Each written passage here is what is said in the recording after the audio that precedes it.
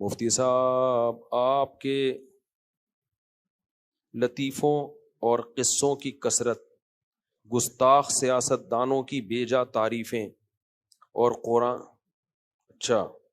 قرآن والی غلطی پر کھل کر ندامت اور اعتراف نہ کرنا، ان چند باتوں پر عارفی نامہ کو آپ سے شدید بدگمانی ہے۔ آپ اعتراف یا وضاحت کچھ تو کریں۔ اچھا، ورنہ نور العارفین صاحب اپنا دم توڑ جائیں گے۔ توڑ دیں بھائی، نور العارفین صاحب جو بھی ہیں، جو توڑ سکتے ہیں توڑ دیں۔